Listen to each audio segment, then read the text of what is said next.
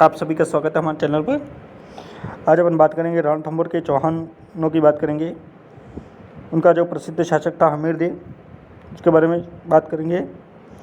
और इस सेशन को शुरू करने से पहले आपने यदि इस चैनल को सब्सक्राइब नहीं किया है तो सब्सक्राइब कर लीजिए, क्योंकि आगे भी अपन इतिहास के, पॉलिटिकल के, ज्योग्राफी के और अन्य टॉपिक के वीडियो लाते रहेंगे और आपके जो कि राजस्थान कंपटीशन के लिए बहुत ही उपयोगी है। तो अपन आज बात करेंगे रणथंभौर के इतिहास के बारे में।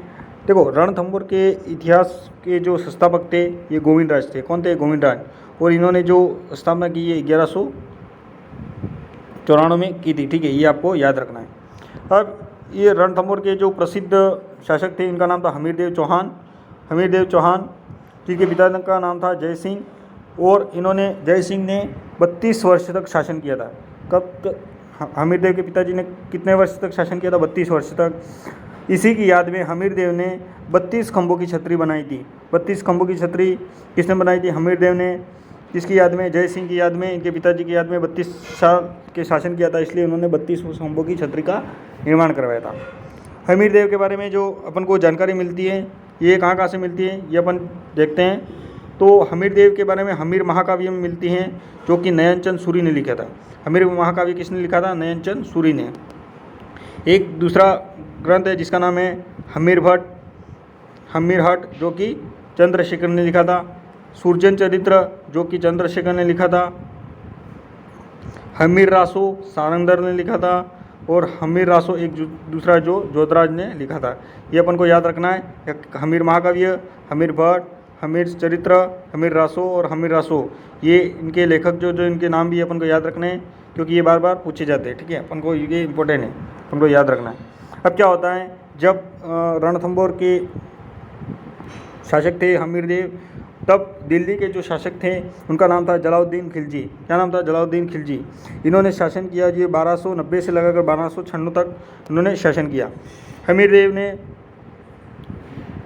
हमीरदेव पर जो दिल्ली के शासक जलालुद्दीन खिलजी थे, उन्होंने 2 बार आक्रमण किया, 1251 और 1292 में। दोनों बार असफल रहे। और उनका प्रसिद्ध कथन है जलालुद्दीन खिलजी का, जो कि अपन को याद रखना है। उन्होंने कहा था कि रणथंभौर के दुर्ग के कोतों में मुसलमान की दाढ़ी के एक बाल के बराबर भी नहीं मानता। ये प्रसिद्ध कथन अपन को याद रखना है, ये बहुत ही इंपॉर्टेंट है। ठीक है, आगे अपन बात करते हैं कि जलालुद्दीन खिलजी का जो हत्या करते हैं, ये उनके दामाद अलाउद्दीन खिलजी करते हैं। कौन करते हैं? अलाउद्दीन खिलजी, जो कि 1296 में कर देते हैं। अब अलाउद्दीन खिलजी हमीरदेव पर आक्रमण करता है, जिनके प्रमुख कारण हैं, सबसे पहले तो हमीरदेव कर देने से मना कर दिया। यानी कि जो टैक्स था वो हमीरदेव ने जो टैक्स लगाया था, वो अलाउद्दीन खिलजी ने जो टैक्स लगाया था वो हमीरदेव मना कर देता है कि हम नहीं देंगे। सबसे पहला तो ये कारण था। उसके बाद अलाउद्दीन खिलजी की साम्राज्यवादी नीति, यानी कि अपने साम्राज्य का विस्तार करना, 1 और 2 ये कारण थे। उसके बाद चाचा की हार का बदला लेना, यानी कि अपने चाचा का हार का बदला लेना। उसके बाद मंगोल विद्रोही मोहम्मद शाह को हमीरदेव ने शरण दी थी। अब ये मोहम्मद शाह कौन थे? मोहम्मद शाह अलाउद्दीन खिलजी के दरबार में रहते थे, इनको हमीर ने शरण दी थी, इसलिए आक्रमण किया किसने? अलाउद्दीन खिलजी ने। अब होता क्या है, देखो, एक तरफ थे अलाउद्दीन खिलजी, एक तरफ थे हमीरदेव। दोनों के बीच में युद्ध होता है 1301 में। अब हमीरदेव के जो सेनापति थे, एक तो भीम सिंह था, एक धर्म सिंह था, ये दोनों थे। उसके बाद जो अलाउद्दीन खिलजी के जो सेनापति थे, नुसरत खां और उल्लू खां, ये दोनों सेनापति थे, उनको याद रखना है। ठीक है, अब क्या होता है, देखो, 1301 में एक तरफ अलाउद्दीन खिलजी हैं, एक तरफ हमीरदेव है, दोनों के बीच में युद्ध होता है। ठीक है, ये युद्ध होता है। होता क्या है, हमीरदेव के सेनापति थे 2, जिनका नाम था रणपाल और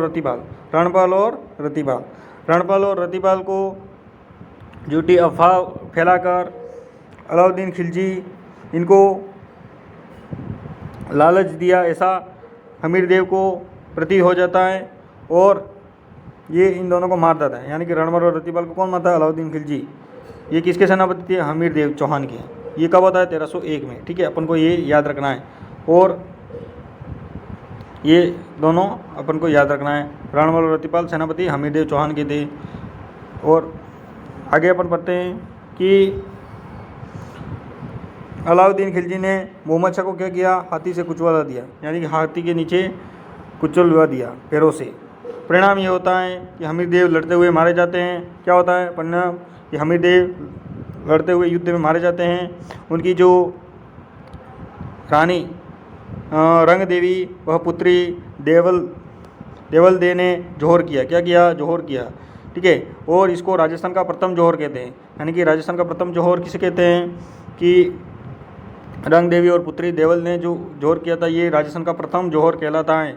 कब हुआ था, 1301 में। कहाँ हुआ था, रणथंभौर दुर्ग में। ये अपन को याद रखना है, बहुत इंपॉर्टेंट, ठीक है। उसके बाद क्या होता है, जौहर का मतलब क्या होता है, देखो समूह में रानियों में आग को समर्पित कर देना, ये अपन को जौहर कहते हैं, ठीक है। और केसरिया क्या होता है, देखो राजा व सैनिक सिर पर धारण करते हैं सापा केसरिया रंग का और युद्ध में उतर जाता है, या तो मारना या मरना, ऐसे इसको क्या बोलते हैं, केसरिया बोलते हैं। और जब केसरिया और जौहर होता है तो फिर एक शाखा होता है। क्या होता है, एक शाखा होता है। और ये शाखा 1301 में राजस्थान में प्रथम शाखा माना जाता है, ठीक है। और इन दोनों में यदि केसरिया हो और जौहर नहीं हो तो उसे अर्धशाखा बोलते हैं। क्या बोलते हैं, अर्धशाखा।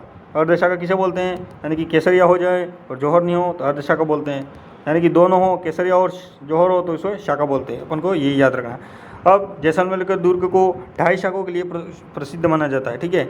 और ये 2.5 शाखा कब हुआ था, तो लूणकरण के समय हुआ था और रानी ने जौहर नहीं किया था, यानी केसरिया तो हुआ था लेकिन जौहर नहीं हुआ था। यानी कि 2.5 शाखाओं के लिए कौन सा दुर्ग प्रसिद्ध है, जैसलमेर का दुर्ग प्रसिद्ध है। ये अपन को याद रखना है, एक इंपॉर्टेंट फैक्ट है।